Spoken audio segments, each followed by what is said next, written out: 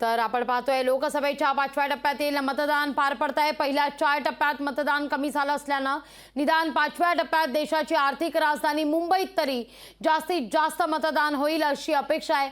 अनेक तरुणांनी पहिल्यांदाच मतदानाचा हक्क बजावलेला आहे। पहिल्यांदाच मतदान केल्यामुळे तरुणाई उत्साहात पाहायला मिळते। याच फर्स्ट टाइम वोटर संवाद साधलाय आमच्या प्रतिनिधी ज्योत्स्ना गंगणे यांनी।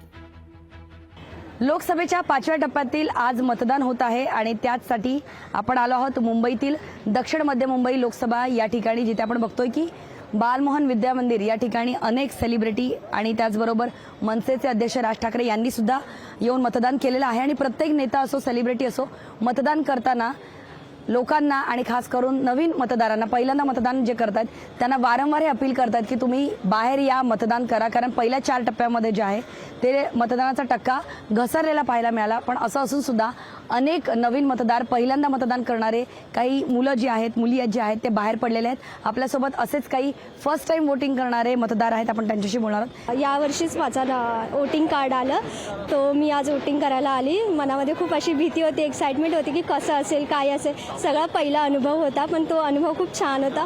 सगळ्यात पहिल्यांदा एवढी मोठी लिस्ट बघितली की कसं असतं कसं नाही, आपण ज्यांना वोट देतो तेच येतंय की नाही। म्हणजे असं सोशल मीडियावरती खूप फेक दाखवत होते की हे वोटिंग केलं की वेगळं येतं, असं येतं, म्हणजे हो चिठ्ठी वेगळी येते। मग हे सगळं मी नीट बघून नीट करत होते की बरोबर आहे की नाही सर्व। मग ते म्हणजे मला बरोबर वाटलं आणि मी खूप खुश आहे की फर्स्ट टाइम वोटिंग करते। आता महागाई खूप वाढली, प्रत्येक म्हणजे माणसाचं, सामान्य माणसाचं हेच असतं की खर्च कमी ह्याच्यामध्ये व्हावा। महागाई खूप वाढले किंवा लॉकडाऊनमुळे खूप लोकांचे नुकसान झालं, ते कव्हर व्हावे असंच असतं। नॉर्मल म्हणजे माणसाचं हे असतं की गॅस कमी व्हावा, हे सगळे छोटे छोटे सामान्य माणसाचे हे असतात, तेच मुद्दे हवे।